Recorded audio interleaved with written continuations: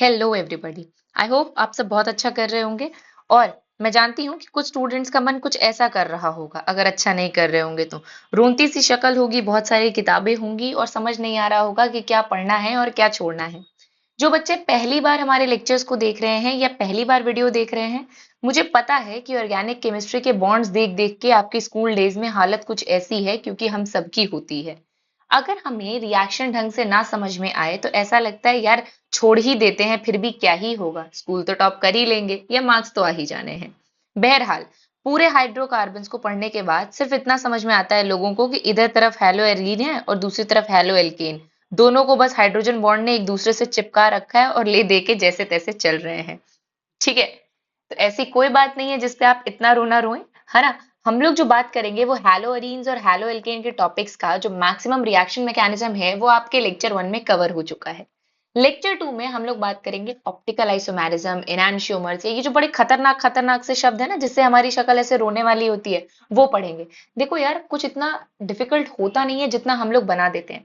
Late me tell you very frankly, कई बार हम लोग नाम सुन के या फिर स्कूल टाइम में अच्छे से समझ नहीं आया होता है तो बेमतलब का उसका इतना खौफ हो जाता है कि हमें पढ़ने से डर लगता है। अभी वही सेम चीजें मैं आपको पढ़ाने की कोशिश करूंगी जैसे कि नीट में पूछा जाता है, और अपने तरीके से समझाने की कोशिश करूंगी। देखो, बहुत लोग को जिनको लगता है कि ऑर्गेनिक केमिस्ट्री जिनको आती है उनका आईक्यू अच्छा होता होगा या रटने की पावर अच्छी होती होगी, तो ये सब रहम है।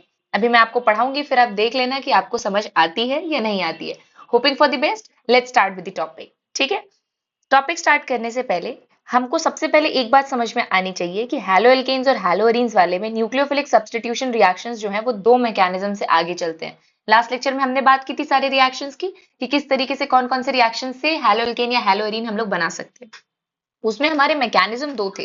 पहला होता है यूनिमोलिकुलर SN1 मैकेनिज्म और दूसरा होता है आपका बायमोलिकुलर या SN2 मैकेनिज्म। कुछ कुछ पॉइंट्स हमें अपने दिमाग में बिल्कुल क्रिस्टल क्लियर होने चाहिए। मतलब हर टॉपिक पे तुमको 200 पन्ने नहीं पढ़ने होते, 20 पन्ने पढ़ने होते हैं और वो चीजें याद रखनी होती हैं। सेम वही अप्रोच हम अपने नोट्स में या अपने लेक्चर्स में फॉलो करने की कोशिश करेंगे, ताकि अगर आप एक बोर्ड्स के स्टूडेंट हो तो आप बोर्ड्स में इन पॉइंट्स को लिख के अच्छे खासे मार्क्स गेन कर सकते हो, क्योंकि बोर्ड्स में पॉइंट टू पॉइंट लिखने पे नंबर मिलता है, महाभारत लिखने से नहीं। और जो सीनियर्स तुम्हारे ये बताते हैं ना कि कुछ भी लिख के आ जाओ नंबर मिल जाता है, पन्ने भरने से कभी नंबर नहीं मिलता। दूसरी चीज, नीट में आपको काम आएगा क्योंकि पॉइंट याद करना बहुत इजी है, पीवाईक्यू में स्टेटमेंट बेस्ड करके इन पॉइंट्स को पूछ लिया जाता है। ठीक है, so that is very very important.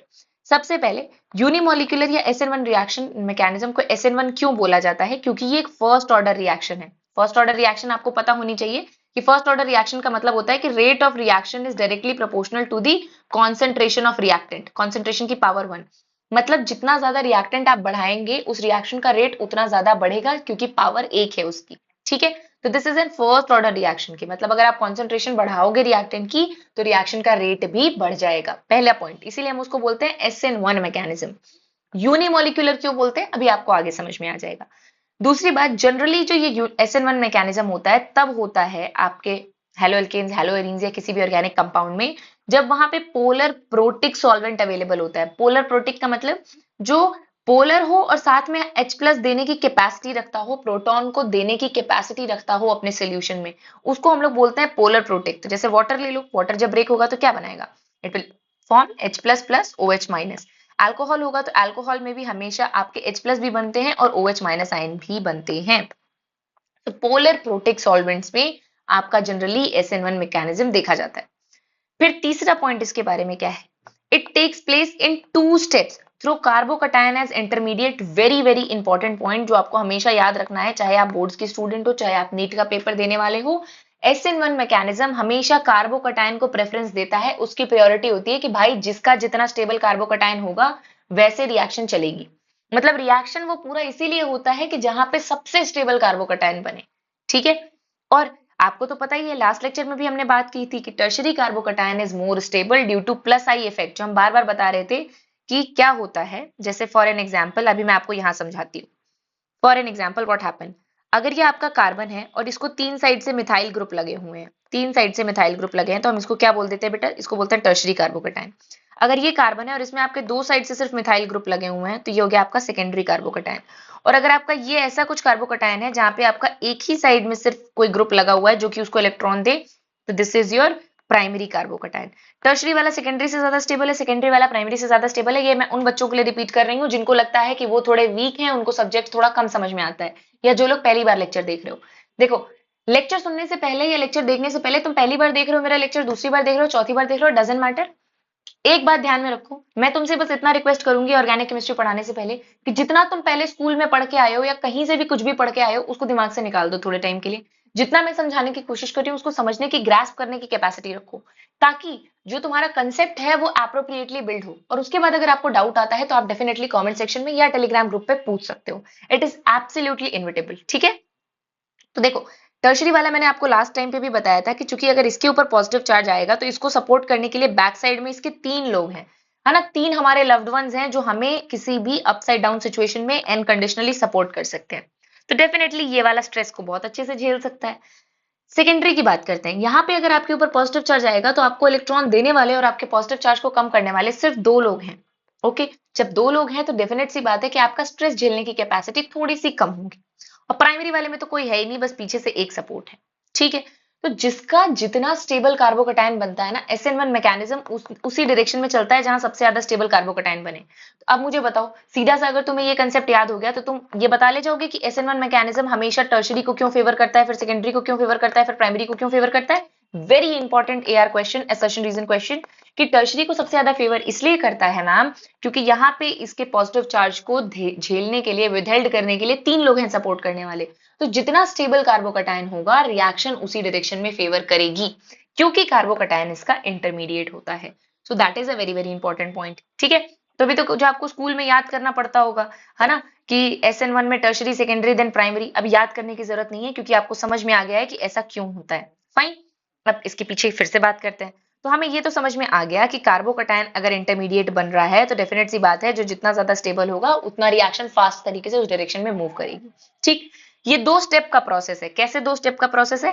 पहले इसमें से हाइड्रोजन निकलता है और दूसरा कुछ आकर इस पे अटैक करता है। जैसे मान लो आपका, सॉरी, हाइड्रोजन तो इसमें नेगेटिव फॉर्म में निकलेगा या OH निकलता है, वॉट एवर, OH नेगेटिव निकल रहा है, क्लोराइड निकल रहा है, what ever is getting replaced, वो हमेशा टर्शरी वाले से पहले निकल जाएगा, फिर सेकेंडरी से, फिर प्राइमरी से। क्यों? क्योंकि उसको सपोर्ट करने के लिए उतना स्टेबल कार्बोकटायन टर्शरी वाला बना सकता है।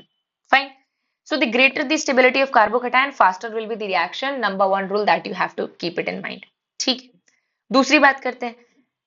tends to proceed with weak nucleophiles। तो जो weak nucleophiles होता है ना, जैसे OH माइनस बड़ा वीक सा न्यूक्लियोफाइल है, अल्कोहल जो है बड़ा वीक सा न्यूक्लियोफाइल है। तो जो वीक न्यूक्लियोफाइल्स होते हैं, मतलब जो बस उनको जगह खाली करके दो तब वो जाके अटैक करेंगे, ऐसी जगहों पे होता है SN1 रिएक्शन, ठीक है। दूसरी चीज, इसके कॉन्फ़िगरेशन में अगर फ्रंट अटैक करोगे तो इन्वर्जन हो जाएगा और अगर सेम साइड करोगे तो रेसिमाइजेशन हो जाएगा। नहीं समझ में आया? हमें पता है तुम्हें नहीं समझ में आया, फिर से एक बार देख लो, है ना। अब कैसे देखते हैं मैम, ये देखिए, यहाँ पे अगर मैं आपको बात कर रही हूँ, सपोज करो मुझे इसका रिएक्शन करवाना है, suppose let's have an example, हम सीधे सीधे बात करते हैं। यहाँ पे हम टर्शरी एक कार्बोकटायन बना रहे हैं, ठीक है, यहाँ पे हम एक टर्शरी कार्बोकटायन बना रहे हैं और यहाँ से यहाँ पे क्लोरीन निकला हुआ है। अब यहाँ पे ना एक अल्कोहल आता है और वो कहता है कि मुझे OH लगाना है। OH माइनस भी न्यूक्लियोफाइल है और Cl माइनस भी न्यूक्लियोफाइल है। तो Cl कहता है मुझे जाना है और OH कहता है मुझे तुम्हारी जगह पे रिप्लेस करके अटैक करना है। That is nucleophilic substitution. ये भी न्यूक्लियोफाइल है, OH भी न्यूक्लियोफाइल है, तो वो कहता है कि मैं तुम्हारी जगह ले लेता हूँ, तुम वहां से हट जाओ। अब होगा क्या इसमें? होगा इसमें SN1 मैकेनिज्म। क्यों SN1 मैम? क्योंकि ये टर्शरी कार्बोकटायन है, बड़ा स्टेबल है। वो कहेगा तुम जाओगे तब भी मुझे फर्क नहीं पड़ेगा, क्योंकि जो तुम मुझे चीट करके जाओगे, मुझे धोखा देके जाओगे, मेरे पास पॉजिटिव चार्ज आएगा तो मेरे पास 3 फैमिली मेंबर्स हैं जो मुझे सपोर्ट करेंगे and I will be back with the same strength according to the condition. Cl यहां से निकलता है। दूसरे स्टेप में क्या होता है? दूसरे स्टेप में क्या होता है, यहाँ पे पॉजिटिव चार्ज आ जाता है, इस कार्बोकटायन पे पॉजिटिव चार्ज आ जाता है। लेट्स सी, इस कार्बोकटायन पे पॉजिटिव चार्ज आ गया, Cl निकल चुका है और OH माइनस आयन आ चुका है और Cl इसके साथ जाके CCl3 बना चुका है, ठीक है। ये जो OH माइनस आयन है, ये अगर इसके इस साइड से, मतलब जहां से Cl निकला है, फ्रंट साइड से Cl जा रहा है, अगर Cl के साइड से ही अटैक करेगा तो क्या बना देगा? सेम ऐसा कंपाउंड बना देगा। क्या फर्क हो जाएगा? सिर्फ ये जो C है, CH3 CH3 CH3 और यहाँ पे आके OH चिपक जाएगा।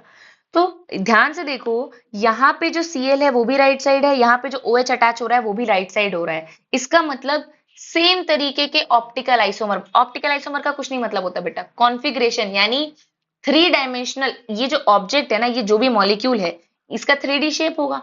तो इसके थ्री डी शेप की वजह से जब इस पे लाइट पड़ती है ना, तो या तो ये लाइट को राइट डेविएट करता है या लेफ्ट डेविएट करता है। अगर वो राइट करेगा तो हम उसको डेक्स्ट्रो रोटेटरी बोल देंगे, अगर वो लेफ्ट करेगा तो हम उसको लीवो रोटेटरी बोल देंगे। तो अगर राइट साइड से Cl जा रहा है और सेम साइड पे OH आ रहा है, तो सेम कंपाउंड बन जाएगा। ऑप्टिकली तो सेम बनेगा ना, क्योंकि राइट साइड में जो ग्रुप गया वैसा ही ग्रुप राइट साइड में आ गया। लेकिन मान लो OH कहता है कि भैया हम आगे से अटैक नहीं कर पाएंगे, हमारे पास मजबूरी है, हम आगे से अटैक नहीं कर पाएंगे, हमारा मन नहीं है, हम आपके बैक साइड से अटैक करेंगे और OH को यहाँ लगाएंगे और C वाले बॉन्ड को यहाँ खिसका देंगे। फाइनली कार्बन पे लगने तो चार बॉन्ड चाहिए ना। OH कहता है हम राइट साइड से अटैक नहीं करेंगे, Cl वहां से निकल के गया है, हमें दूसरी एंट्री चाहिए, हमें आप लेफ्ट साइड से एंट्री दो अपने मॉलिक्यूल में। तो जब वो लेफ्ट साइड से करेगा तो अब मॉलिक्यूल क्या बन जाएगा, जरा ध्यान दीजिएगा। मॉलिक्यूल इस तरीके से बनेगा, जो नया मॉलिक्यूल बनेगा वो आपका इस तरीके से बन जाएगा। कहने को अभी भी इसका नाम सेम रहेगा, चाहे वो राइट साइड से अटैक करे चाहे वो लेफ्ट साइड से अटैक करे, बट अब ये क्या करेगा, अब ये आपके प्लेन पोलराइज्ड लाइट को राइट साइड के बजाय लेफ्ट साइड में डिविएट करेगा। तो पहले जो कंपाउंड यहाँ पर डेक्स्ट्रो रोटेटरी था Cl की वजह से, वो यहाँ पे लीवो रोटेटरी हो गया है।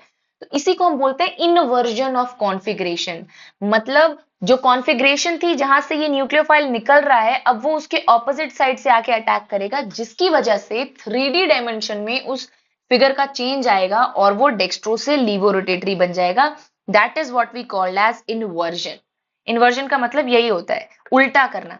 जैसे हम लोग कभी भी घर में कोई काम करने जाते हैं, स्पेशली किचन में, तो मुझसे सारे काम उल्टे होते हैं। मुझसे कोई दूध बॉईल करने को बोलेगा, वो दूध फट जाता है मुझसे या गिर जाता है। तो दैट इज कॉल्ड इन्वर्जन, है ना। जैसे हम लोग सारे काम टेढ़े मेढ़े करते हैं, वैसे ही यहाँ पे इन्वर्जन होता है कि आप उसको कहोगे लेफ्ट साइड में रखो राइट साइड में नहीं, तो गलती से ना चाहते हुए लेफ्ट साइड से आ गया, तो सारा काम तमाम। ठीक। अब दोनों पॉसिबिलिटीज हैं हमारे पास। अब हम इस बात से नहीं भाग रहे, हम ये कह रहे हैं, फिर से समझते हैं कि अगर ये आपका है, ये मान लीजिए CH3 है, ये C है, यहाँ पे CH3 है और यहाँ पे CH3 है, यहाँ से क्लोरीन आयन जा चुका है, OH आयन को आना है। OH आयन के पास दो ऑप्शन है, अगर वो लेफ्ट साइड से अटैक करेगा तो भी आके कर सकता है, अगर वो राइट साइड से, मतलब जहां से क्लोरीन निकला है, अगर वहां पे आके अटैक करना होगा तो वहां से भी वो कर सकता है। अगर वो सेम साइड जाके रिएक्ट करेगा तो या वो सेम कॉन्फ़िगरेशन बनाएगा, मतलब अगर क्लोराइड वाला डेक्स्ट्रो रोटेटरी था तो ये भी डेक्स्ट्रो रोटेटरी बनेगा। लेकिन अगर उसका मन नहीं किया, वो ऑपोजिट साइड से, भाई सोल्यूशन में कोई रास्ता थोड़ी बना हुआ है, वन वे है वो, तो कहीं से भी आओ कहीं से भी जाओ, है ना, रास्ता तो बना नहीं है उसमें। तो व्हाट विल हैपन, ये OH वाला अगर लेफ्ट साइड से रिएक्ट कर दिया तो ये बना देगा लीवो रोटेटरी कंपाउंड।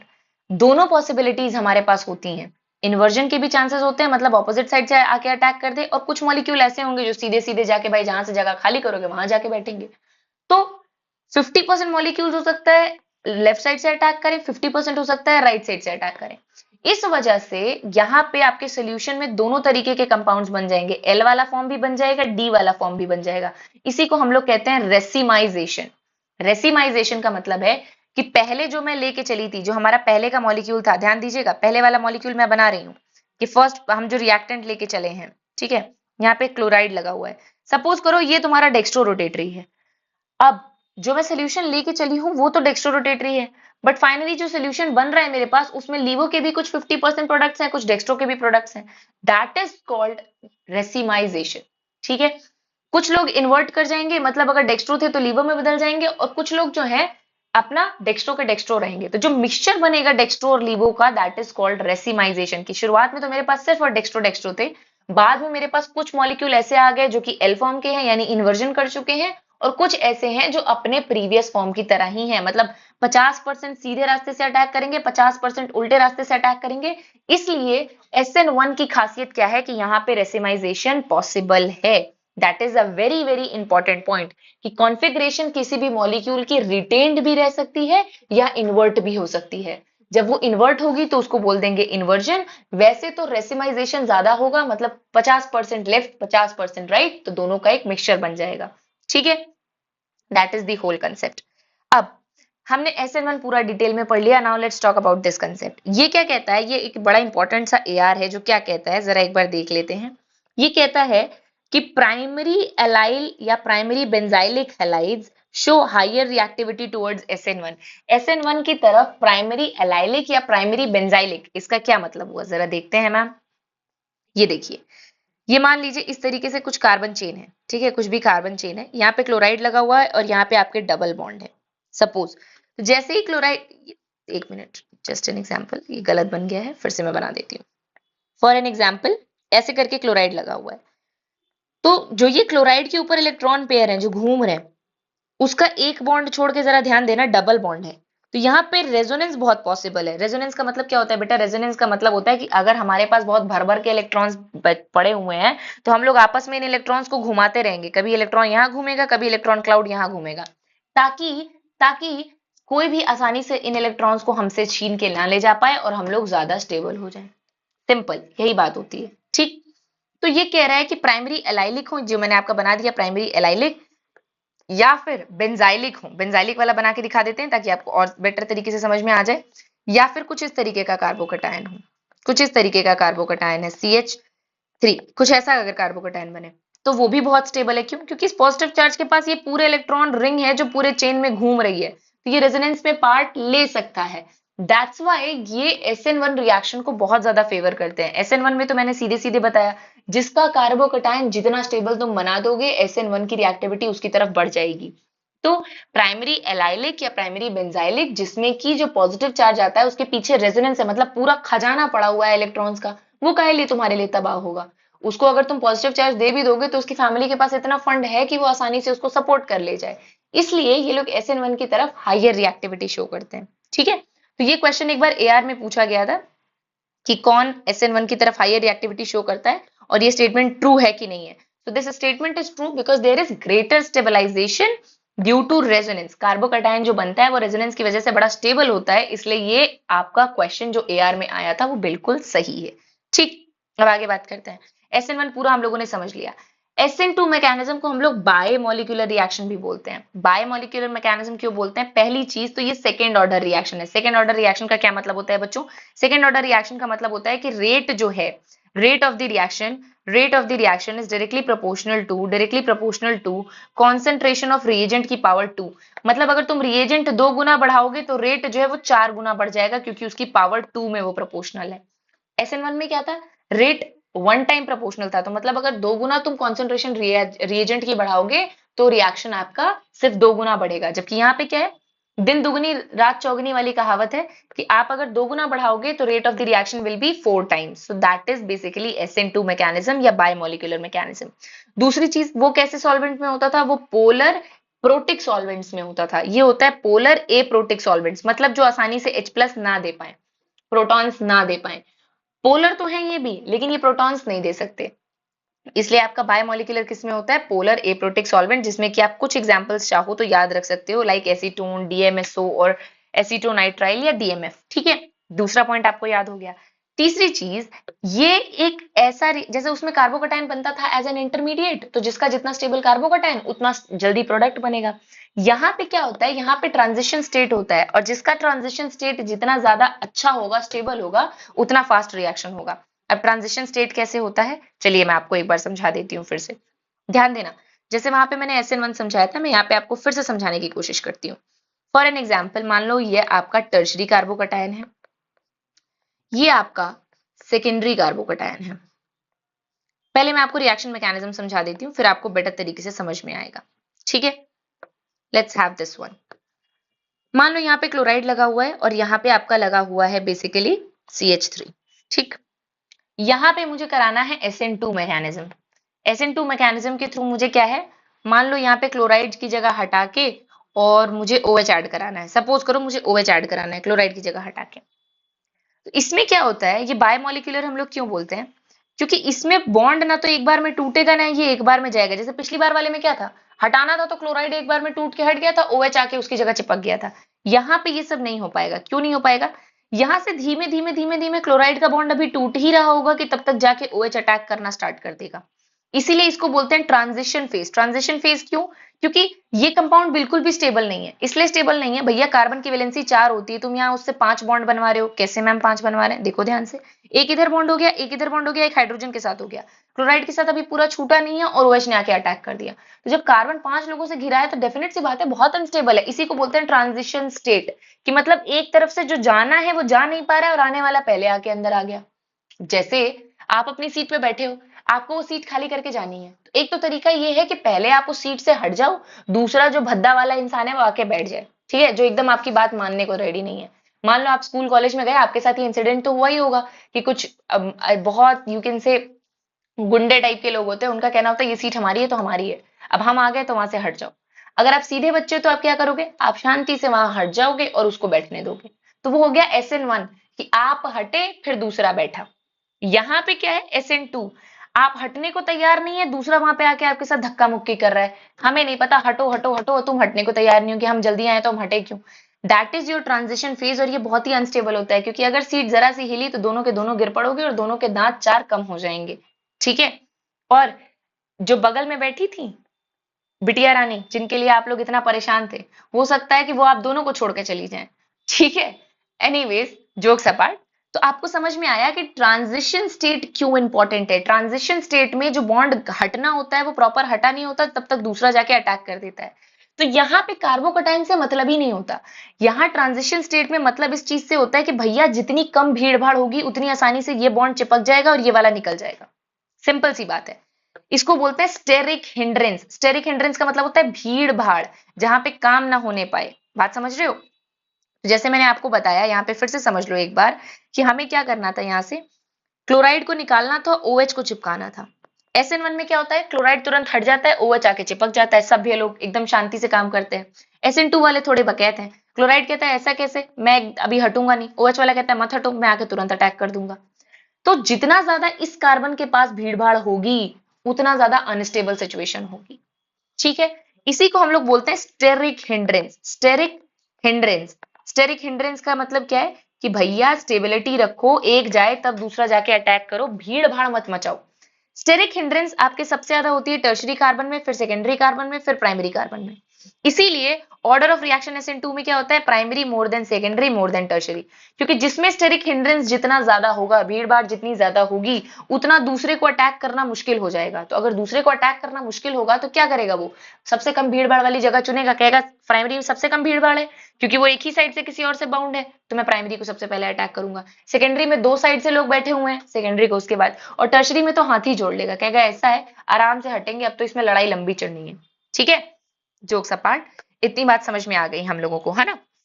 तो ये चीज आपको ध्यान देनी है कि steric hindrance is the major factor जो कि आपकी रिएक्टिविटी डिफाइन करता है इन SN2 मैकेनिज्म।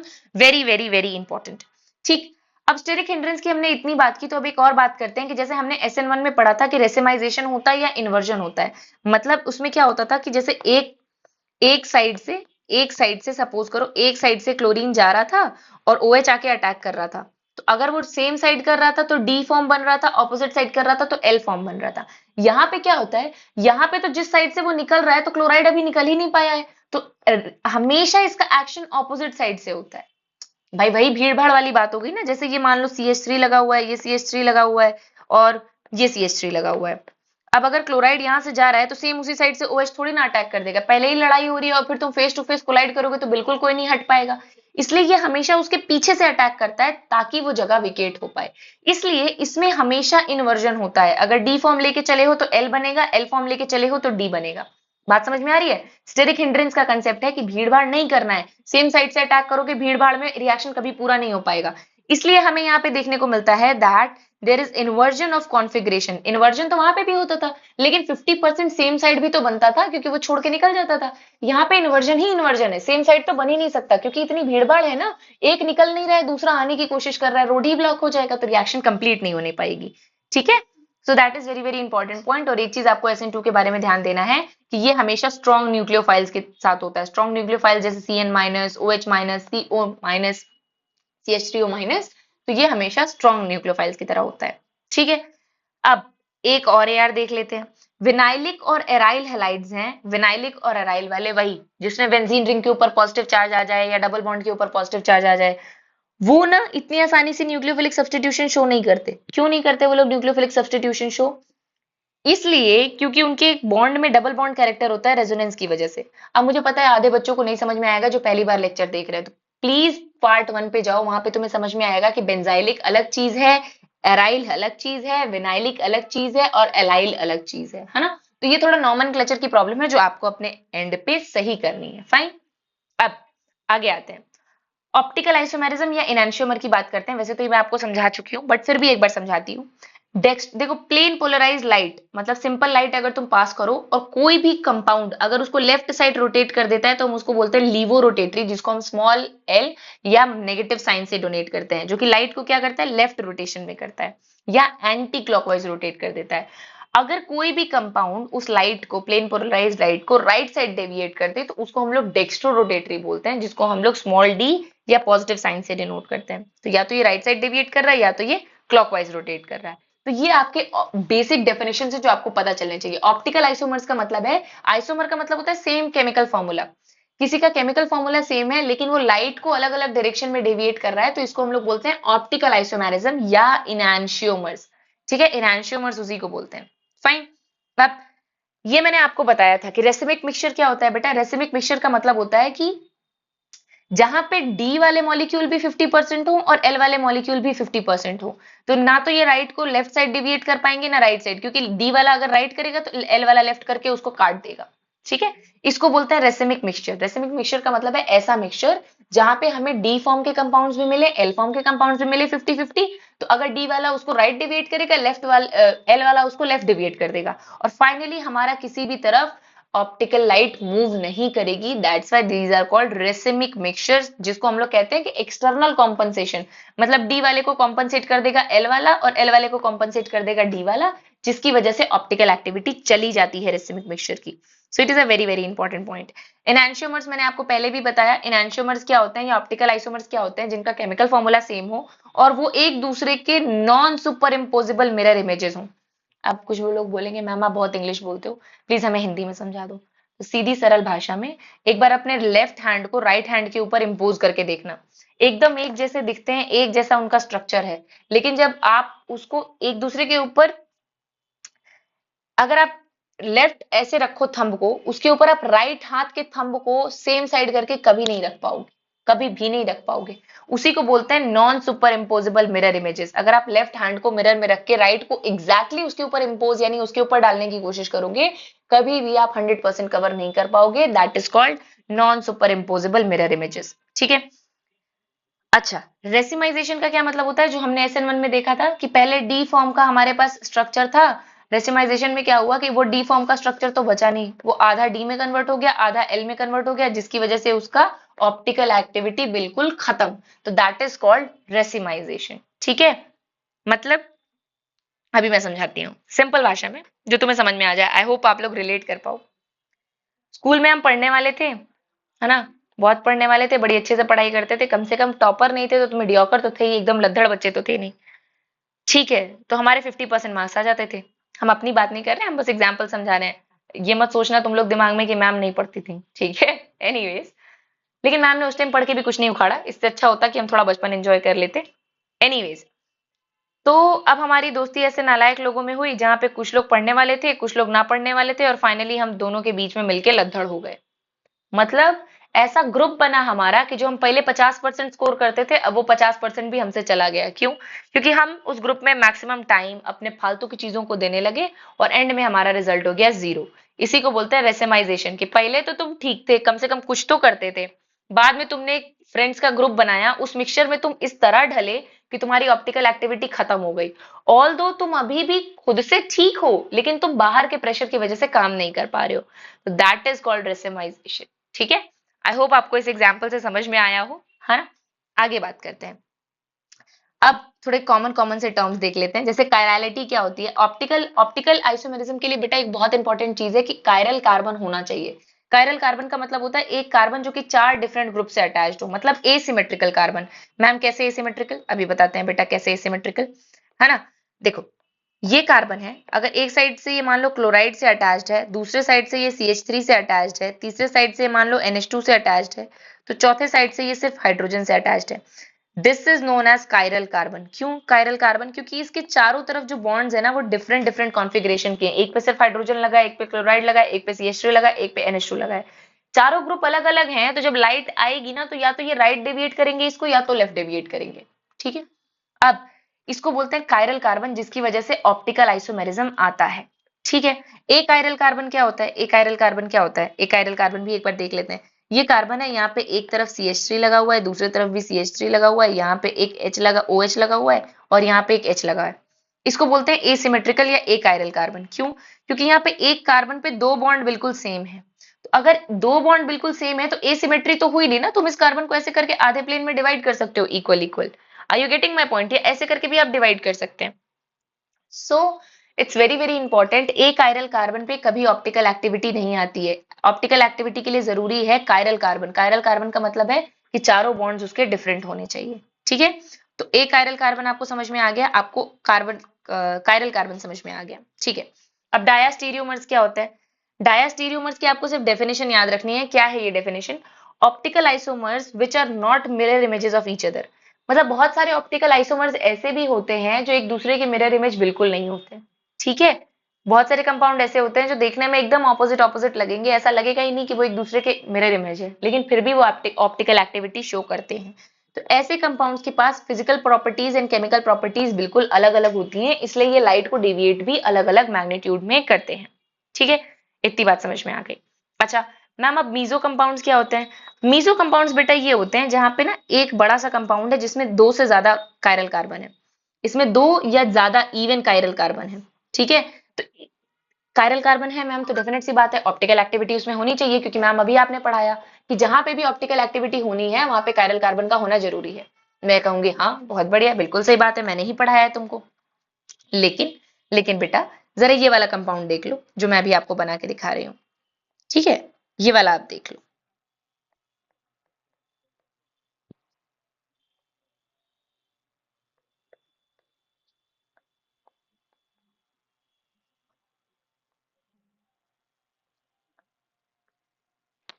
जरा ये वाला कार्बन देखना बेटा। अगर तुम ये कार्बन देखोगे तो इसके ऊपर का एक ग्रुप ये हो गया, एक ग्रुप OH हो गया, एक ग्रुप क्लोराइड और एक ग्रुप CH3। तो ये तुम्हारा हो गया कायरल कार्बन, इसलिए मैंने इस पे ऐसे करके क्रॉस लगा दिया है।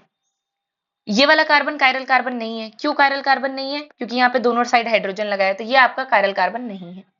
अगर आप ऊपर वाला कार्बन देखो तो ये भी आपका कायरल कार्बन है। क्यों कायरल कार्बन है? क्योंकि इसके भी तो चारों बॉन्ड डिफरेंट है, एक क्लोराइड है, एक OH है, एक CH3 और एक ये नीचे ये वाला पूरा ग्रुप है।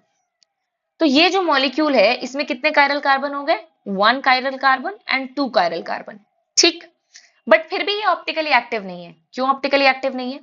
भैया इसमें प्लेन ऑफ सिमेट्री आ गई ना। हमने क्या बोला था कि जहां पे यहाँ पे हम इसको मैं ऐसे काट दूं, ऐसे अगर काट दूं तो एकदम मिरर इमेज नहीं हो गया एक दूसरे का? एग्जैक्टली मिरर इमेज हो गया। तुम ऊपर वाले पार्ट को नीचे उठा के चिपकाओगे, एग्जैक्टली मिरर इमेज हो जाएगा। तो मीजो कंपाउंड्स ऐसे ही कंपाउंड्स होते हैं जो कि कायरल कार्बन के होने के बावजूद ऑप्टिकली इनएक्टिव होते हैं। क्यों? क्योंकि उनके मॉलिक्यूल में प्लेन ऑफ सिमेट्री है। प्लेन ऑफ सिमेट्री की वजह से इंटरनल कॉम्पनसेशन हो जाता है। अगर ये किसी लाइट को राइट डेविएट करेगा तो ये लेफ्ट कर देगा। सेम चीजें हैं लेकिन बस इनका कॉन्फ़िगरेशन ऑपोजिट है ना?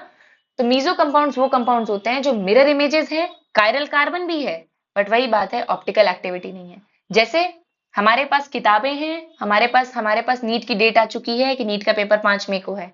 हमारे पास बहुत सिलेबस है पढ़ने के लिए, हमारे पास कोचिंग भी है, हमारे पास नोट्स भी है, बस वही बात है मन नहीं है, इसलिए हमारा अफेक्शन या एफर्ट नहीं हो पा रहा है नीट के लिए।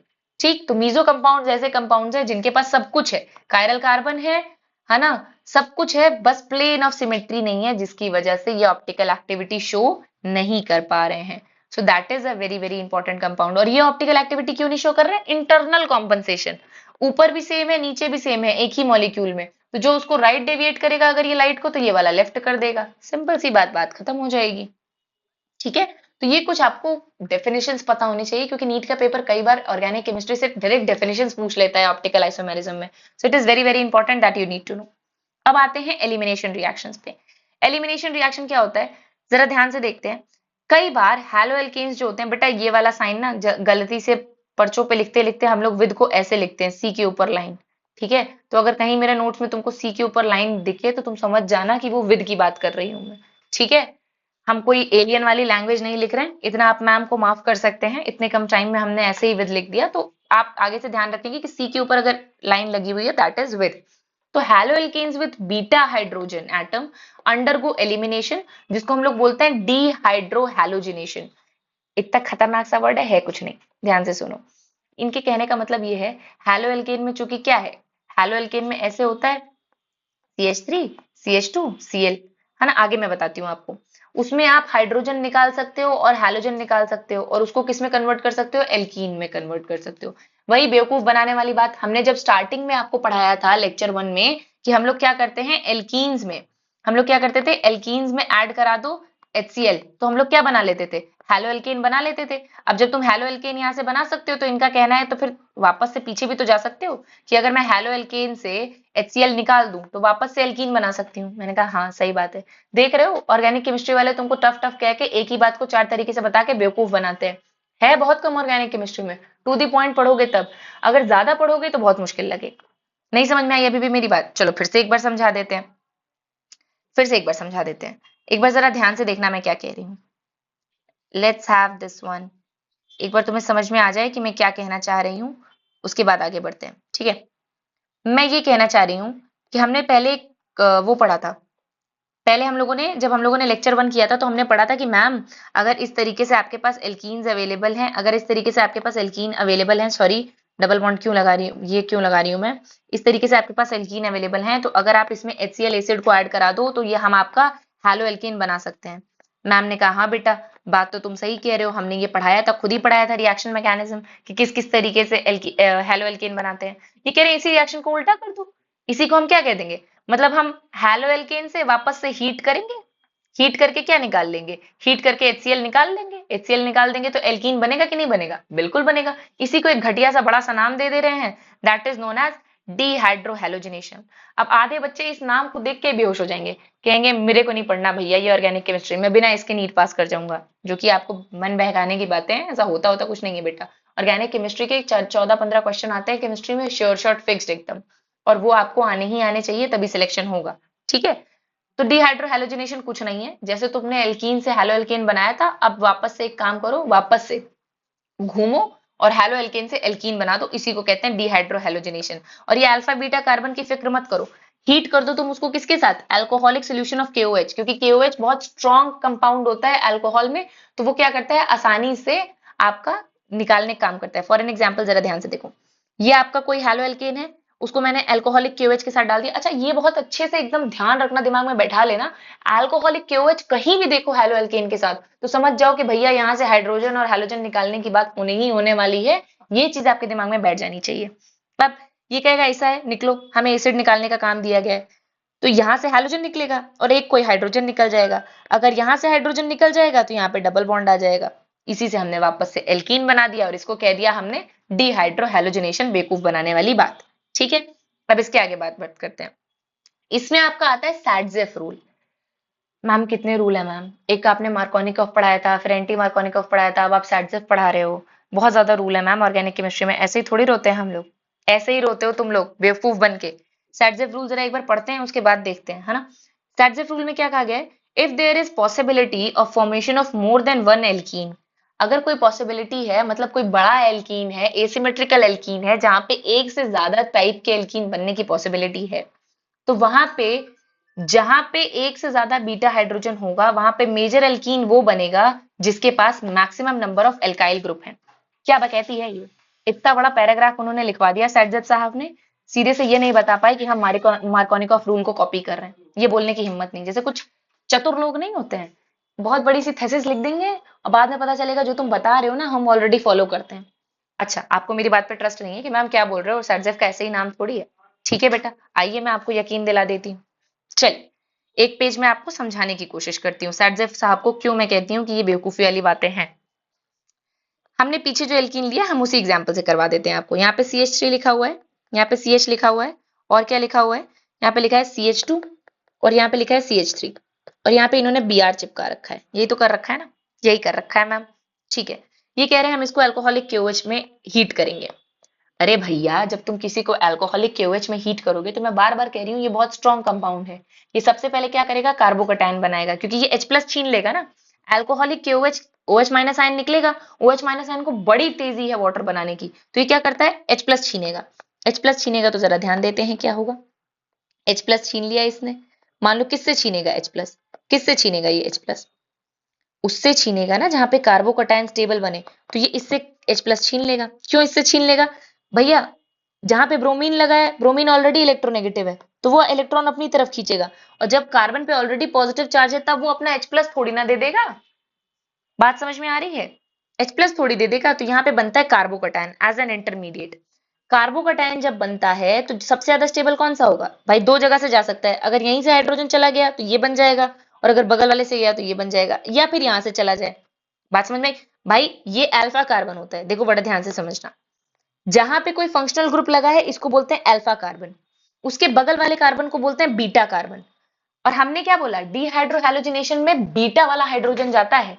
बीटा वाला हाइड्रोजन यानी ये वाला हाइड्रोजन जा सकता है या ये वाला हाइड्रोजन जा सकता है। दो पॉसिबिलिटी है मेरे पास, राइट साइड वाला या लेफ्ट साइड वाला, दो हाइड्रोजन जा सकते हैं। अब ब्रोमीन को तो निकलना ही निकलना है, क्योंकि क्या कहेगा ऐसा है, हम तुम्हारे इंतजार में हैं, वापस आओ जल्दी। ब्रोमीन जब निकलेगा तो ये बनाएगा कार्बोकैटायन। फिर से एक बात समझ लेना, ठीक है? ब्रोमीन जब निकलेगा तो ये बनाएगा कार्बोकैटायन। कार्बोकैटायन बनाएगा तो जो कार्बोकैटायन ज्यादा स्टेबल होगा, मान लो अगर यहाँ पॉजिटिव चार्ज आता है, फॉर एन एग्जाम्पल अगर यहाँ पॉजिटिव चार्ज आता है तो ये आपका सेकेंडरी हो गया ना, इसको इधर से भी इफेक्ट मिलेगा, इधर से भी मिलेगा। और अगर यहां से निकाला उसने, तो क्या हो जाएगा? प्राइमरी या टर्शरी बन सकता है शिफ्टिंग की वजह से। ठीक है? तो मेजर कंपाउंड अगर किसी को नहीं समझ में आया, फिर से देख लो क्या बन रहा है, देखो जरा ध्यान से। Let's see this. ब्रोमीन यहां से निकला, अब दो हाइड्रोजन हटा सकता है, या तो यहाँ वाला या तो यहाँ वाला। तो अगर यहाँ वाला हाइड्रोजन हटाएगा तो यहाँ पे C+ आ जाएगा, प्राइमरी कार्बोकैटायन, जो कि बहुत स्टेबल नहीं है। अगर वो यहाँ वाला हटाएगा, राइट साइड वाला, तो यहाँ बनेगा सेकेंडरी कार्बोकैटायन, क्योंकि पीछे से ये CH है, इधर से ये CH है। इसलिए ज्यादा स्टेबल होगा कि मैं सेकेंडरी कार्बोकैटायन बनाऊं तो डबल बॉन्ड हमेशा इन दोनों के बीच में आएगा, जो कि मेजर प्रोडक्ट बनेगा। और माइनर कौन सा होगा? कुछ बेवकूफ लोग होंगे जो कहेंगे नहीं यार, अब भाई भाई हो, मेरा हाइड्रोजन ही तुम लेके चले जाओ, हम भी तो बीटा ही लगेंगे तुम्हारे। बीटा से इसको हाइड्रोजन खींचना है, दो ऑप्शन है, यहां से खींचो या यहां से खींचो। ब्रोमीन के पास दो ऑप्शन है, बीटा कार्बन से खींचना है, एक ये या एक ये। यहां से खींचेगा तो सेकेंडरी कार्बोकैटायन बनेगा जो कि ज्यादा स्टेबल है, यहां से खींचेगा तो प्राइमरी कार्बोकैटायन बनेगा जो कि कम स्टेबल है। अब लेकिन ठीक है तो बीटा ही ना, तो कुछ कंपाउंड माइनर में ये वाला बन जाएगा, मैक्सिमम ये वाला बनेगा। तो हमारे मार्कोनिकॉफ साहब ने क्या कहा था? यही तो कहा था कि भैया जहां पे ज्यादा स्टेबल कार्बोकैटायन बनेगा, एलिमिनेशन हमेशा वहीं से होगा, रिएक्शन हमेशा वहीं से होगी। वही तो सैडजिप साहब भी कह रहे हैं, बस इन्होंने लैंग्वेज बदल दिया है। वो सीधी सीधी लैंग्वेज में कह रहे थे, इन्होंने लैंग्वेज टेढ़ी मेढ़ी कर दी है। यही चीज आपको ध्यान में रखनी, इसलिए मैंने फर्स्ट लेक्चर में ही कहा था 80 to 90% टाइम ऑर्गेनिक केमिस्ट्री में आपको मार्कोनिकॉफ रूल आने चाहिए, जो कि जीओसी का एक बहुत इंपॉर्टेंट पार्ट है। आई होप सैडजिप रूल आपको समझ में आ गया हो। नहीं समझ में आया हो, you are free to ask questions in the comment section as well as in telegram group, or if you want any doubt, you have any queries or want to connect personally, you can also follow us on the instagram with the handle Dr. Tanya Singh। ठीक है? अब इसके आगे बात करते हैं। अब ये तो मैम बात हो गई बड़ी बड़ी थ्योरी वगैरह की। अब देखते हैं मेटल के साथ क्या रिएक्शन होता है। कभी भी अगर हैलो एल्केन को मैग्नीशियम और ड्राई ईथर के साथ रिएक्ट करवाओगे, ये एकदम याद रखने वाला पॉइंट है, इसलिए यहाँ पे गोला गोला बना हुआ है, इग्नोर मत कर देना, नहीं तो पेपर वाले तुमको इग्नोर कर देंगे। क्योंकि यहाँ बनता है बहुत इंपॉर्टेंट एक रिएजेंट, जिसको हम लोग ऑर्गेनिक केमिस्ट्री में कहते हैं Grignard's reagent. Grignard's reagent extremely important. कैसे बनता है? हैलो एल्केन को अगर आप मैग्नीशियम के साथ ड्राई ईथर में हीट कराओ, सिर्फ मैग्नीशियम के सॉल्ट होते हैं ड्राई ईथर में, तभी बनता है ग्रिगनार्ड्स रिएजेंट RMgX। जैसे वो कौन सी मूवी थी, वेलकम, जिसमें RDX का बड़ा नाम था ना, सेम उसी तरीके से आपकी ऑर्गेनिक केमिस्ट्री की मूवी में ग्रिगनार्ड रिएजेंट या RMgX का बहुत बड़ा नाम है, आपको ध्यान में रखना है। ये इंपॉर्टेंट इसलिए है ना, क्योंकि ग्रिगनार्ड रिएजेंट बड़ा रिएक्टिव कंपाउंड है, तुरंत आपका किसी भी, अगर आप इसको प्रोटॉन दे दोगे ना, जैसे ही आप हाइड्रोजन दोगे तुरंत ये हटने के लिए तैयार रहता है। तो हमारे पास डिफरेंट डिफरेंट मॉलिक्यूल्स बनाने के ऑप्शंस बहुत ज्यादा खुल जाते हैं। That's why it is called Grignard's reagent, extremely extremely important to form hydrocarbon. का है जैसे ये MgX हटेगा, यहाँ पे हाइड्रोजन चिपकेगा, हाइड्रोकार्बन बन जाएगा, इसलिए बहुत इंपॉर्टेंट होता है ये। ठीक है? अब ग्रिगनार्ड रिएजेंट्स के कुछ रिएक्शंस देख लेते हैं। ये ग्रिगनार्ड रिएजेंट है, जिसको मैं किसके साथ रिएक्ट करवा रही हूँ? मैं किसी भी आपके हैलोजन कंपाउंड के साथ रिएक्ट करवा देती हूँ। ठीक है?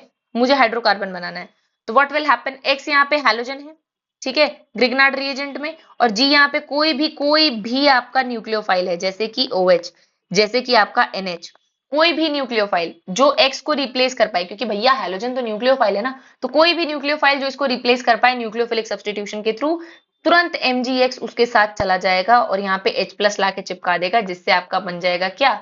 Hydrocarbon. Very very important, that you need to know. फिर ये दो मेटल के रिएक्शन है जो आपसे पूछे जाते हैं, जो आपको ध्यान में रखना है। कि अगर मैं हैलोजन के कंपाउंड को लिथियम के साथ रिएक्ट कराऊंगी ड्राई ईथर में, तो ये हमेशा जो आपका हाइड्रोकार्बन चेन है वो लिथियम के साथ चिपक जाएगा और लिथियम का एक सॉल्ट बन जाएगा। और अगर आप यही चीज सोडियम के साथ करा दोगे ड्राई ईथर में, तो इसको स्पेशल नाम दे देते हैं वुड्स रिएक्शन। जैसे वहां पे सैंडमियर्स था, बल्ज शीमेन था, विलियमसन सिंथेसिस ऑफ ईथर था। आधे बच्चे कहेंगे मैम आप क्या बकवास कर रही हैं, हमें तो याद भी नहीं आ रहा। तो मेरे बेटे लाल जरा पीछे जाके एक जरा पीछे उस पे देखो लेक्चर पे, वहां पे आपको जितने नेम्ड रिएक्शन मैं बता रही हूँ, अगर वो आपको याद नहीं है, आप ऑर्गेनिक केमिस्ट्री के पेपर में पता नहीं क्या करेंगे।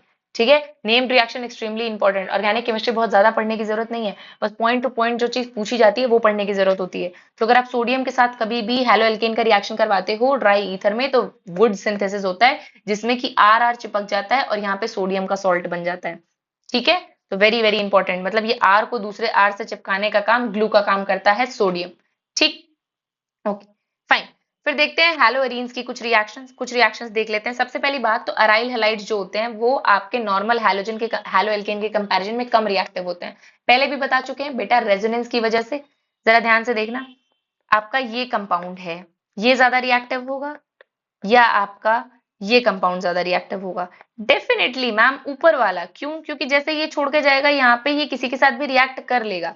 ये छोड़ के जाएगा तो इसमें तो रेजोनेंस की वजह से ये टूट ही नहीं सकता ना इतनी आसानी से क्लोरीन।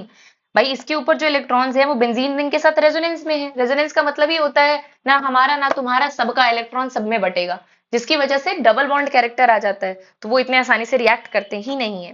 तो इसके दो रीजंस जो आपको याद रखने हैं कि CX बॉन्ड जो हेलो बेंजीन में होता है, जो बेंजीन वाले रिंग, वही मैंने बताया हेलो बेंजीन। जरा ध्यान दीजिएगा, हेलो बच्चों, हेलो बेंजीन पे जरा ध्यान दीजिएगा। सॉरी मैं कुछ ज्यादा मस्ती करने लग गई हूँ, बट बहरहाल मस्ती करते करते ही पढ़ना है यार, पढ़ते रहो। पढ़ने में देखो, बर्डन लेके चलोगे पढ़ाई का, कभी पढ़ाई नहीं होगी। जो हाय दैया मचा के ऑर्गेनिक केमिस्ट्री पढ़ते हैं ना, मैंने देखा है, चाहे तुम 4 ड्रॉप ले लो चाहे 5 ड्रॉप ले लो, अगर समझ में नहीं आया है तो फिर वो हाय दैया ही होके निकल जाएगा पेपर में। ठीक है, मजे से आराम से चिल होके समझते हुए पढ़ो। फाइन। तो ये वाला जो बॉन्ड है, ये रेजोनेंस की वजह से डबल बॉन्ड कैरेक्टर का है, तो इतनी आसानी से ये हटेगा ही नहीं। क्लोरीन कहेगा ऐसा है, हम बहुत स्टेबल है, हमारे पास बहुत इलेक्ट्रॉन है, पैसे कोई कमी नहीं है, हम नहीं हटेंगे यहाँ से। फाइन।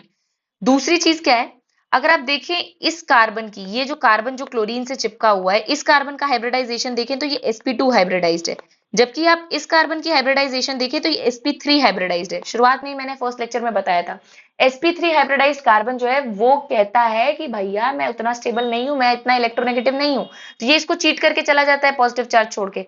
और ये वाला कार्बन तो चंट है, वो कहता है ऐसा है, हम इतनी आसानी से तुमको अपना इलेक्ट्रॉन ले जाने नहीं देंगे, क्योंकि हमारा इलेक्ट्रॉन सबके साथ घूम रहा है, तो सारे भाई लोग मेरा साथ देंगे और तुम इतनी आसानी से मुझे पॉजिटिव चार्ज देके जा नहीं सकते, क्योंकि हम नहीं झेल पाएंगे वो चीज। तो ये इतनी आसानी से अपना इलेक्ट्रॉन देना भी तो नहीं चाहता ना। sp2 हाइब्रिडाइज कार्बन ज्यादा इलेक्ट्रोनेगेटिव होता है as compare to sp3 hybridize carbon, इसलिए भी वहां पे इतनी आसानी से रिएक्शंस नहीं होते। तो ये आपके एआर में पूछे जाते हैं, इसलिए आपको ये चीज पता होनी चाहिए। फाइन। अब कुछ न्यूक्लियोफिलिक सब्स्टिट्यूशन देख लेते हैं। होते तो नहीं है वैसे, बहुत मुश्किल से कराने पड़ते हैं, तो देखो मुश्किल का परिणाम, मैं झूठ नहीं बोलती। टेम्परेचर जरा देखो तुम, 623 केल्विन चाहिए मुझे ये रिएक्शन करवाने के लिए, ये बॉन्ड तोड़ के OH चिपकाने के लिए मुझे इतनी मेहनत करनी पड़ेगी। एटमॉस्फेयर कितना प्रेशर, 300 एटमॉस्फेयर का प्रेशर चाहिए, और उसके साथ साथ H+ चाहिए सोल्यूशन में, ताकि मैं किसी भी तरीके से जोड़ तोड़ के ये क्लोरीन हटा के OH चिपका पाऊं। तुम्हें रीजन पता है, क्योंकि ये वाले क्लोरीन का यहाँ पे डबल बॉन्ड कैरेक्टर है ड्यू टू रेजोनेंस, तो वो इतने आसानी से टूटेगा नहीं। ठीक, एक तरीका ये बड़ा स्पेशल रिएक्शन है। कि दूसरी चीज, अच्छा बेंजीन रिंग है ना उसका भाई, जो उसको इलेक्ट्रॉन नहीं देने दे रहा है, इलेक्ट्रॉन रेजोनेंस में दे रहा है, इस वजह से ये कार्बन उसको लेने नहीं दे रहा है। तो क्लोरीन क्या कहेगा, ऐसा है तीनों भाइयों की बीवियां फंसाओ। तीनों भाइयों की जब बीवियां फंस जाएंगी तो अब इलेक्ट्रॉन विड्रॉ होने लगे। क्यों? क्योंकि NO2 जो है वो इलेक्ट्रॉन विड्रॉल ग्रुप है ना, ज्यादा इलेक्ट्रोनेगेटिव है कार्बन के कंपैरिजन में नाइट्रोजन। तो यहाँ पे ये अब हो गया इन लोगों का ध्यान डाइवर्ट हो गया, तब आसानी से सिंपल वार्म वाटर से तुम इसको रिप्लेस करा लोगे। तो इसीलिए बहनों से कह रही हूँ, भाइयों को संभाल के रखें, क्योंकि उनका डिस्ट्रैक्शन हुआ तो दुर्घटना घट जाएगी। ठीक है, एनीवेज जोक्स अपार्ट, तो यही मैं यहाँ पे आपको सिखा रही हूँ कि जब आप ऑर्थो या पैरा पोजीशन पे इलेक्ट्रॉन विड्रॉइंग ग्रुप लगा देंगे ना, इलेक्ट्रॉन को खींचने वाले ग्रुप लगा देंगे, तो रेजोनेंस कम बचेगा यहाँ पे, और जब रेजोनेंस कम बचेगा तो आप सिंपल वाटर से, वार्म वाटर से रिएक्शन करवा सकते हैं। ठीक है, एक्सट्रीमली इंपॉर्टेंट। फिर दो नेम्ड रिएक्शन आ गए बेंजीन रिंग के साथ, कि अगर बेंजीन रिंग पे कोई हैलोजन चिपका हुआ है, आपने उसमें sodium in presence of ether डाला, तो जैसे हमने आपको पहले भी करके बताया था लिथियम और उसके सॉल्ट के साथ, जरा ध्यान दीजिएगा, सोडियम डालोगे तो जैसा आर लेके चले हो दूसरा आर उस पर चिपक जाएगा। यही चीज यहाँ पे भी हो रही है। यही चीज यहाँ पे भी हो रही है कि बेंजीन रिंग लेके चले हो और दूसरा आपका नॉर्मल चेन वाला लेके चले हो, तो आर आके इस पे चिपक जाएगा और सोडियम अपना सॉल्ट बना लेगा NX करके। इसको बोलते हैं वुड्स फिटिंग रिएक्शन। अगर दूसरा वाला तुम दो बेंजीन रिंग के लेके चले हो तो दूसरे वाला आर क्या हो गया, बेंजीन रिंग ही हो गया ना, दोनों बेंजीन रिंग चिपक जाएंगे। कुछ नहीं है बेटा, बेवकूफ बनाने की बातें हैं, ये चीज हम लोग पहले भी पढ़ चुके हैं। देखो यहाँ पे वही चीज तो पढ़ाई है मैंने, कि अगर आप सोडियम के साथ डालेंगे तो अगर आप आर लेके चले हैं, दूसरा वाला भी आर है, तो दोनों चिपक जाएंगे। दोनों बेंजीन रिंग लेके चले हो तो बेंजीन रिंग चिपक जाएगी। एक बेंजीन रिंग और एक RX लेके चले हो तो RX बेंजीन रिंग के साथ आर चिपक जाएगा। यही सिंपल सी कहानी यहाँ पे है, वुड्स रिएक्शन या वुड्स फिटिंग रिएक्शन। इन लोग को बस अपना नाम देने की आदत है, इसलिए आपको बस ध्यान रखना है, ठीक है। अब इलेक्ट्रोफिलिक सब्स्टिट्यूशन रिएक्शन बड़ा इंपॉर्टेंट, फ्रीडल क्राफ्ट सिंथेसिस। ये नहीं पढ़ोगे बोर्ड्स वाले फेल कर देंगे, कहेंगे तुम हमारे फेवरेट इंसान को नहीं जानते हो, हम तुम्हें पास करने लायक ही नहीं हो तुम, ठीक है। तो फ्रीडल क्राफ्ट सिंथेसिस बड़ा बड़ा इंपॉर्टेंट है, और इसको हम लोग इलेक्ट्रोफिलिक सब्स्टिट्यूशन रिएक्शन में काउंट करते हैं। इसमें ना क्या होता है, जो हैलोजन ग्रुप होता है वो अपने इलेक्ट्रॉन्स इसके साथ शेयर करता है रेजोनेंस में, तो ये जो इसकी ऑर्थो पोजिशन होती है, यानी पहली पोजिशन और तीसरी पोजिशन, ठीक है, ऑर्थो एंड पैरा। देखो कैसे काउंट करते हैं, ortho Meta para, Meta ortho, ठीक है। तो अगर क्लोरीन से तुम 1 काउंट करना चालू करो तो 1 2 3 4 5 6, तो 2 और 6 ऑर्थो है, 4 वाली पैरा है, 3 और 5 मेटा है, ठीक है। ऑर्थो मेटा पैरा इस लाइन में चलता है।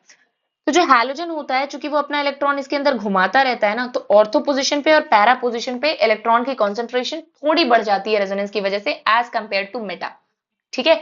जैसे सारे बच्चे क्लास में अच्छे हैं, सब टॉपर हैं, जब तुम MBBS में जाओगे तो सब भाई सिलेक्टेड ही आए हो नीट से, तो सब कहीं ना कहीं टॉपर तो रहे हो, अच्छा पढ़े हो, तभी तो MBBS में आए हो। लेकिन जब तुम कॉलेज पहुंचोगे तो तुम्हें पता चलेगा कि तुम ना कुछ भी नहीं हो पूरी दुनिया के सामने। बहुत सारे बच्चे हैं, बहुत बड़ी दुनिया है, तुमने कुछ नहीं उखाड़ रखा है, वो बस एक एग्जाम जा जो तुम क्लियर करके आए हो।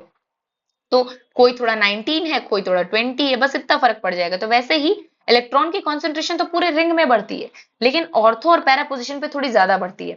इसीलिए जब आप लोग फ्रीडल क्राफ्ट सिंथेसिस करते हो ClCl3 in presence of AlCl3, तो हमेशा ये अपने प्रोडक्ट्स कहाँ चिपकाता है, पैरा पोजीशन पे चिपकाता है और ऑर्थो पोजीशन पे चिपकाता है। अब ऑर्थो वाला चूंकि ये दोनों भीड़ भाड़ बड़े बड़े ग्रुप्स आसपास लगे हैं, स्टेरिक हिंड्रेंस की वजह से इतना स्टेबल होता नहीं है, तो ये पैरा वाला एकदम सिमेट्रिकल और दूर दूर स्टेबल प्रोडक्ट्स बनाता है। तो हमेशा पैरा प्रोडक्ट मेजर होता है, ऑर्थो वाला प्रोडक्ट माइनर होता है, जब तक कि कोई एक्सेप्शन ना हो, ठीक है। अब ये हो गया तुम्हारा पूरा chapter covered, hello alkene and hello Areen with the concepts of GOC, that is general organic chemistry, ठीक है।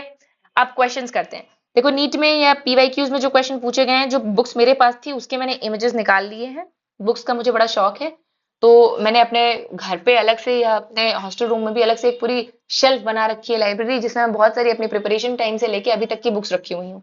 जितने मुझे जूनियर्स मिले हैं, मतलब जिनसे मैं मिल पाई हूँ एक्चुअली ऑफलाइन वगैरह, उनको मैंने दे भी दिए, बट कुछ अभी भी अवेलेबल है। तो ये क्वेश्चन जो कुछ मैंने मार्क किए थे, जो नीट में बार बार पूछे जाते हैं, वही मैं आपको कराऊंगी, उस पैटर्न के क्वेश्चंस आपको करने हैं। देखो इसमें क्या बोला गया है, प्रोडक्ट पहचानो, ऑप्शन ए क्या है और ऑप्शन बी क्या है।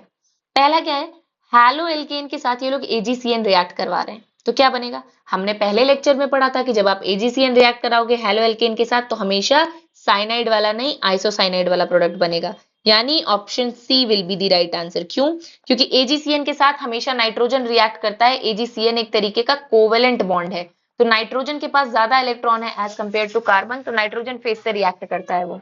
जबकि आप KCN के साथ रिएक्ट कराओगे तो KCN एक मेटालिक या आयनिक बॉन्ड है, तो यहाँ पे हमेशा कार्बन पहले रिएक्ट करता है, that's why option C will be the right answer, ठीक है। AgCN के साथ हमेशा आइसोसाइनाइड बनता है और पोटेशियम के साथ हमेशा साइनाइड बनता है। ये आपको जो एक इंपॉर्टेंट पॉइंट था, अगर आप भूल गए हो तो याद रखो, क्योंकि क्वेश्चंस में इस फॉर्म में पूछा जाएगा। Fine, okay. नेक्स्ट क्वेश्चन, ये भी मैंने अपने नोट्स में आपको दे रखा है, ये जो नीट में पूछा गया है, the order of reactivity of various alkyl halides towards nucleophilic substitution. Exactly ये क्वेश्चन मैंने कॉपी करके आपको लेक्चर 1 में पढ़ा रखा है, जो कि आपको ध्यान देना है। तो option A will be the right answer. क्यों, क्योंकि सबसे आसानी से बॉन्ड टूटता है आयोडाइड वाला, मैंने बना के भी बताया था लास्ट लेक्चर में कि जितना बड़ा आपका हैलोजन होगा उतना अनस्टेबल बॉन्ड होगा। तो आयोडाइड सबसे बड़ा है तो ये आसानी से टूटेगा, फिर ब्रोमाइड टूटेगा, फिर उसके बाद क्लोराइड थोड़ा सा बड़ा है और फ्लोराइड इसके एकदम बराबर का है, तो वो तो टूटना ही नहीं चाहेगा। इसलिए option A will be the right answer, और आप एक बार उस लेक्चर को भी चेक कर सकते हो। फाइन। दूसरा, ये क्वेश्चन बड़ा इंटरेस्टिंग है, ये वाला करके बताओ तो मैं मानूं। कंसिडर द फॉलोइंग ब्रोमाइड्स, आप बताओ कि इसमें से SN1 रिएक्टिविटी कौन सबसे ज्यादा शो करेगा। अब कुछ बच्चे कहेंगे हमको क्या पता, कोई कुछ भी करे, हमसे मतलब ही नहीं है मैम, हम ऐसा नीट में क्वेश्चन देखेंगे छोड़ के आगे बढ़ जाएंगे, क्योंकि सारे क्वेश्चन थोड़ी अटेम्प्ट करने होते हैं। मैं कहूंगी बेटा बात तो सही कह रहे हो, सारे तो अटेम्प्ट नहीं करने होते, लेकिन ये नहीं करोगे तो मूर्ख साबित हो जाओगे कि हाथी के दांत है ये, कि देखने में बस डरावना लग रहा है नहीं एक्चुअली इतना डरावना। जरा ध्यान से देखो बच्चों, अब यहां से अगर ब्रोमाइड निकला तो यहाँ पे बनेगा प्राइमरी कार्बोकैटायन, यहां से ब्रोमाइड निकला तो रेजोनेंस की वजह से यहाँ पे देखो डबल बॉन्ड, डबल बॉन्ड का एक बॉन्ड छोड़ के पॉजिटिव चार्ज हो गया रेजोनेंस। रेजोनेंस की कंडीशन क्या होती है, भैया डबल बॉन्ड के आसपास आ जाओ, हम तुम स्टेबल हो जाएंगे, क्योंकि इलेक्ट्रॉन घूमता रहेगा। तो यहाँ पे जब पॉजिटिव चार्ज आएगा तो डबल बॉन्ड की वजह से रेजोनेंस में स्टेबल हो जाएगा।